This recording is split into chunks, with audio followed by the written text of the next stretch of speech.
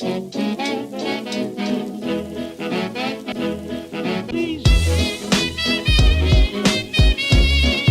welcome back to our ongoing election series. Hope you're enjoying it so far. Today we're going to talk about housing markets, property cycles, and housing affordability. So let's look at housing markets first of all. You often hear the media talk about the housing market. Of course, we think, well, what on earth does that mean, a housing market? We're of the opinion that, of course, there are many housing markets.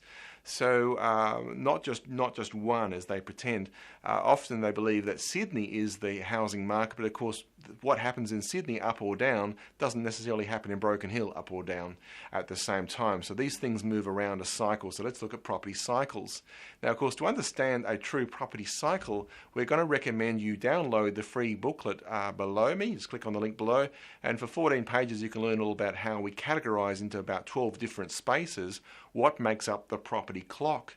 So this process around the property clock, starting at the high, down to the low, and back up to the high again, is a function again of supply and demand and how that all works.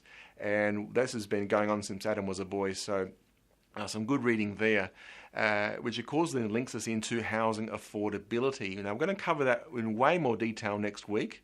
But of course, if you're of the left or of the right, the question we're asking is, do you think any policy that any of these guys actually put forward would actually affect housing affordability? So if you were, say, 20 years old, starting out in the world and trying to get established into the housing market, how would you go about doing that? That's the challenge. So please download the booklet below.